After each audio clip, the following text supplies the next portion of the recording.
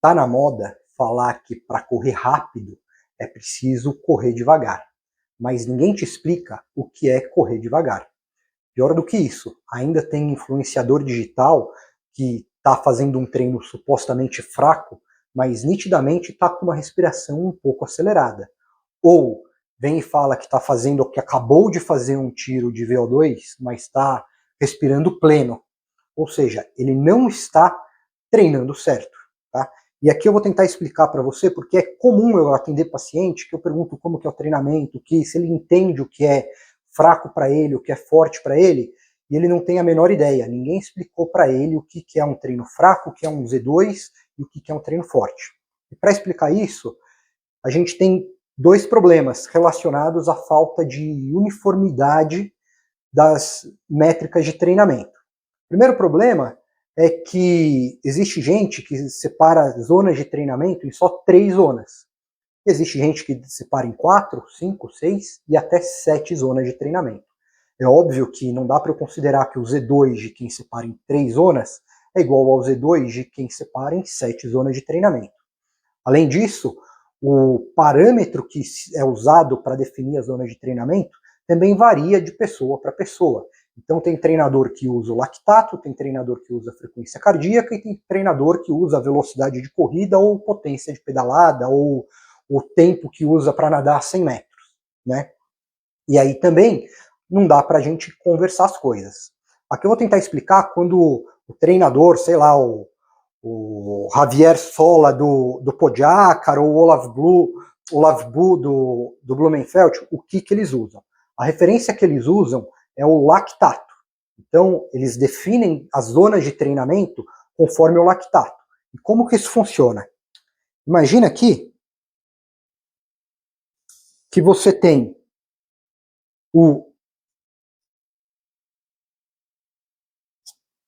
a menor energia que você precisa produzir para sobreviver, que é a taxa metabólica basal, e a maior energia que você consegue produzir.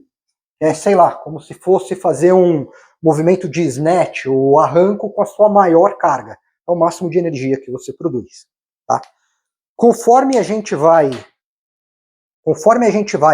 aumentando a intensidade do exercício, eu consigo predizer como vai subir esse lactato. Então, todo mundo tem um pouquinho de lactato circulante, de repente esse lactato começa a subir, e de repente esse lactato explode.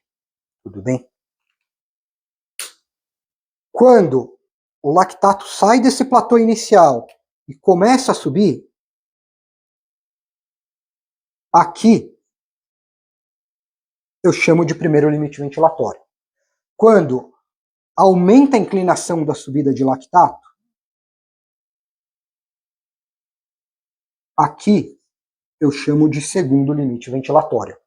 Existem outros nomes que você pode encontrar por aí. Limiar aeróbio, limiar anaeróbio, ponto de compensação respiratória.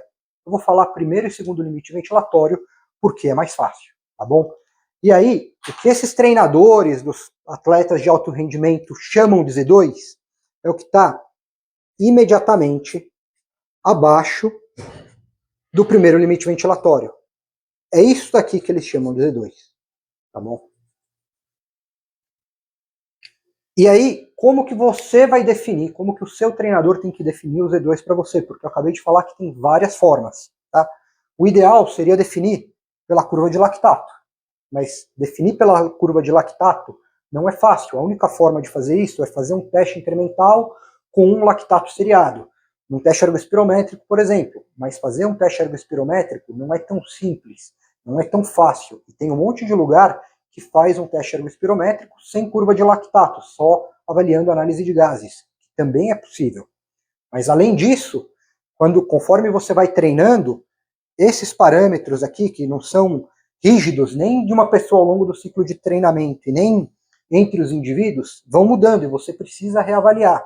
Então, apesar de ser talvez o mais preciso, não é muito viável. Nem o ergospirométrico com a curva de lactato e nem só por análise de gases. Tá?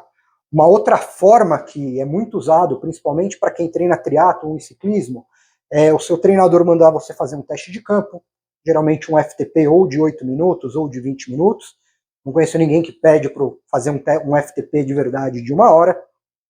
E aí ele define as zonas de treinamento a partir da medida do FTP.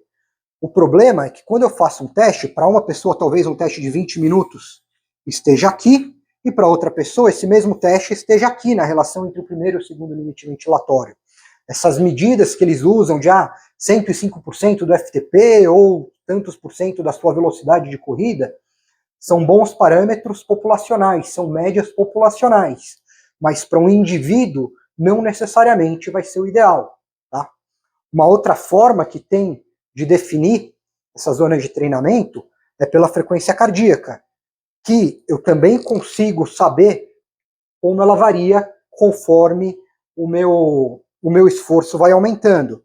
Então, se aqui esse vermelhinho, deixa eu pôr em vermelho aqui, se aqui esse vermelhinho aqui é a concentração de lactato, né? Em roxo eu vou ter a minha frequência cardíaca. Então eu sei que a minha frequência cardíaca começa subindo devagarzinho, no primeiro limite ventilatório ela sobe rápido, e no segundo limite ventilatório ela tende a um platô. Tá? Nos relógios, no Garmin, no Apple Watch, o que um monte de fórmula, um monte de gente fala para usar, é a fórmula, que aquela fórmula tem várias fórmulas, a mais famosa é a sua frequência cardíaca máxima, é igual a 220 menos a idade, tá? E aí aqui, definem o primeiro e o segundo limite ventilatório por uma porcentagem dessa frequência cardíaca máxima. E dependendo da fórmula vai ser outra porcentagem, mas é mais ou menos 60% a 85%, que é o que está ali, muita esteira ainda, define a zona alvo de treinamento por 60% a 85%. Qual é o problema disso? A sua frequência cardíaca máxima, novamente, esse 220 menos idade ou qualquer outra fórmula que usa a frequência de repouso, é uma média populacional, não significa que serve para o indivíduo. E esses 60% e esses 85% também são uma média de amostras populacionais, não significa que serve para esse indivíduo. Inclusive, conforme você vai treinando, essa porcentagem do primeiro e segundo limite ventilatório vai se aproximando da sua frequência cardíaca máxima. Então, num atleta treinado, o primeiro limite ventilatório pode chegar aí a 75%, 80% da frequência máxima. E o segundo limite ventilatório, mais de 90%, 95%, 96% da frequência cardíaca máxima. Então, de novo, essas amostras populacionais talvez não sejam o ideal. Lógico, se é a única métrica que você tem, não tem ninguém para te treinar, você vai usar só o relógio, é melhor do que nada usar essa frequência cardíaca por fórmula, ou usar o geral da potência de pedalada ou da velocidade de corrida. Mas se você tem alguém, é melhor você conseguir individualizar avaliando a sua curva de frequência cardíaca conforme a porcentagem de esforço. E aí aqui tem fórmula de derivação derivação polinomial de terceira ordem da variação da frequência cardíaca, o método do D máximo, o método de gráfico mesmo, que você olha no gráfico e vê onde faz a curva, você consegue definir muito melhor avaliando a variação da frequência cardíaca do que usando uma fórmula pronta. Mas essas não são as únicas formas de definir a sua velocidade, ou as suas zonas de treinamento, os seus limites ventilatórios. Uma outra maneira de definir isso é por percepção de esforço.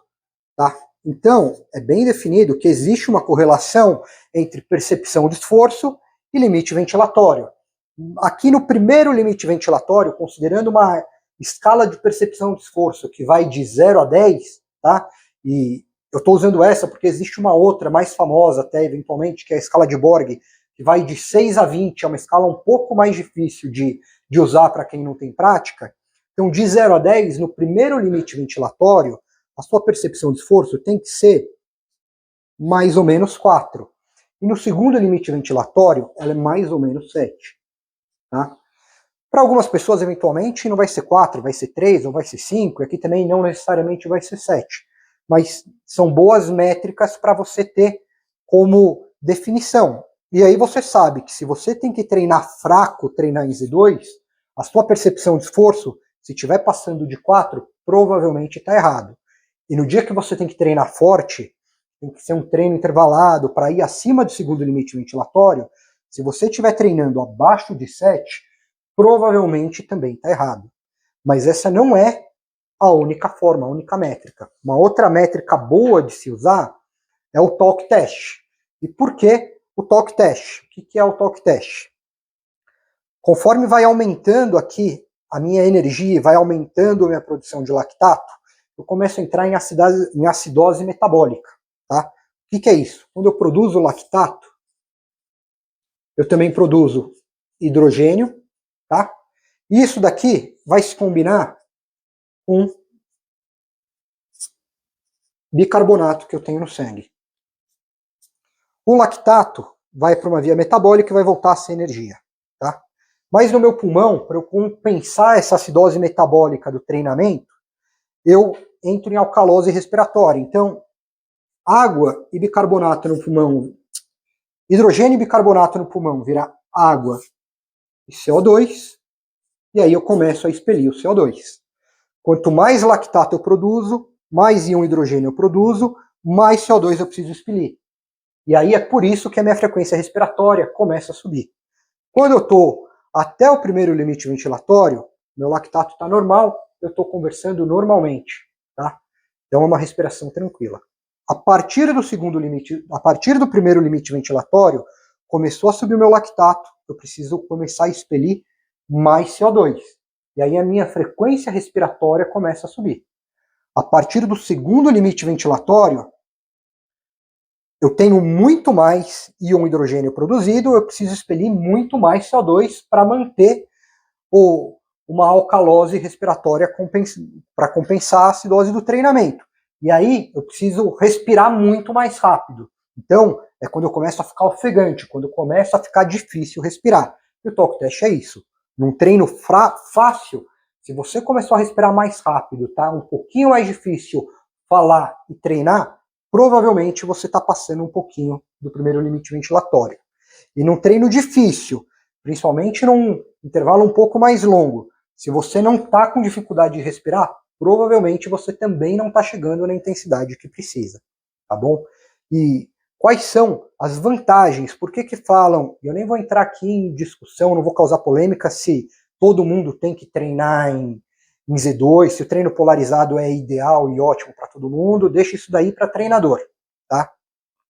Eu sou muito mais preocupado com como prevenir lesão e reabilitar o paciente. Isso daqui para frente eu vou explicar, tem relação tanto com prevenção quanto com reabilitação de paciente.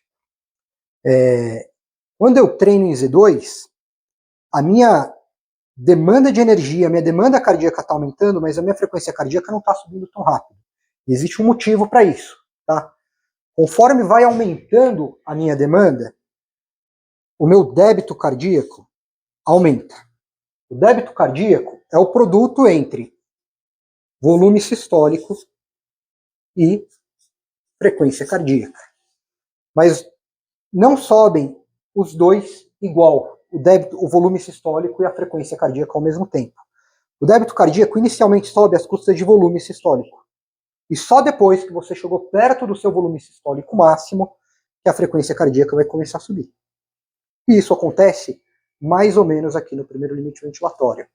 Então, quando o atleta fica treinando por longos períodos abaixo do primeiro limite ventilatório, imediatamente abaixo do limite ventilatório aqui, o que a gente chama de Z2, o que ele está fazendo é dando estímulo para o coração dele adaptar para ter hipertrofia, para conseguir melhorar a eficiência do coração, para poder aumentar a quantidade de capilares nos tecidos, com pouca demanda dos tecidos, dos tendões, da musculatura, enfim. Ele está tendo uma adaptação cardiovascular positiva com pouco estresse muscular. Tá?